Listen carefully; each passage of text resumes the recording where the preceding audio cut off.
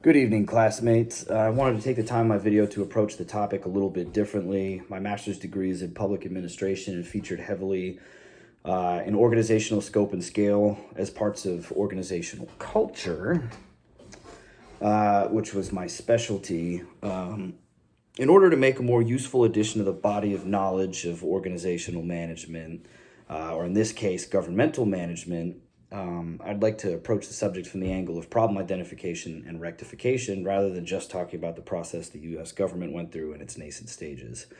The idea of federations of republics came from Polybius. He kind of alluded to it in his histories. It was essentially canonized by Kant in his Perpetual Peace, and then Montesquieu, Hobbes, and Locke borrowed heavily from that work and from Polybius, and ultimately that idea is how we came up with the idea for a republic of republics, right? A federation of republics that ultimately became the U.S. government.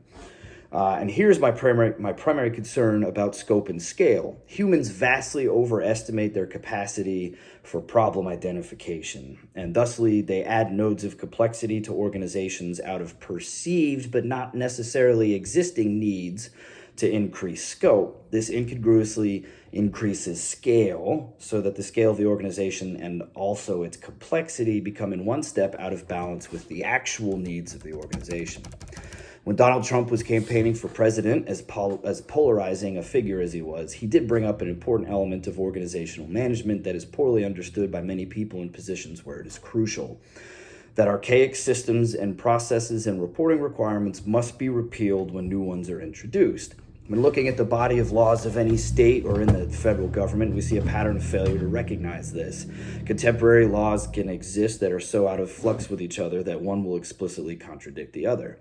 The writing in these bills and laws is often so confusing even to lawyers that they are generally ignored and the systems are left in place. People will put riders in their laws that say all previous iterations of those laws are no longer in effect, but then no one actually removes the active elements, the executive elements of those systems. They merely introduce exigency language that updates the new regulation and then doesn't actually change how the law is being used, applied, or adhered to.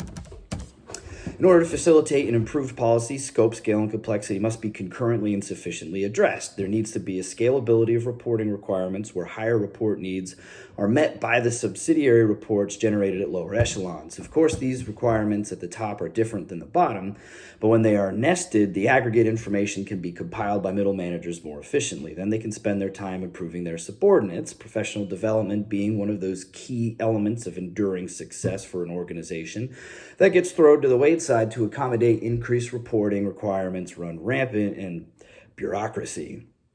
Secondly, scope needs to be tailored to scale. Organizations often unduly increase reporting to accommodate size when there is an unnecessary complication of complexity artificially injected into the organization due to the increase in size.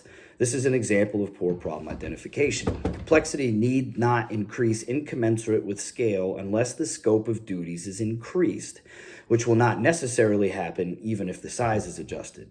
Thirdly, complexity needs to be managed and tailored to the actual problems that arise. When those problems are inadequately understood or identified by incapable managers, then extraneous complexity is the result of additional system and reporting requirements that fail to address the actual problems and needlessly complicate the organizational structures. The constitutional founders were brilliant when they decided to make nested republic federation members self-autonomous. Smaller scale means that fewer resources are required to understand and solve problems that are probably going to be identified more sufficiently by people who are actually involved in those problems, thereby meeting needs with resource constraints. Or within resource constraints. Yet as time progressed, the United States gave more authority and more purview than necessary to the federal government, thereby causing a disparity between perceived and actual needs for complexity. Then as more bureaucracy grew, members had less time to adequately do the required mental processes to solve problems. Thus, more problems went unsolved by additional systems that failed to solve the initial problems.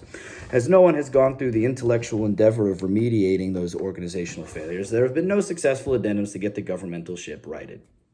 So people saw problems but misidentified them and then came up with incorrect solutions, thereby creating more problems and thusly more complexity. And I'm out of time, so thanks a lot for listening. Have a great rest of your day.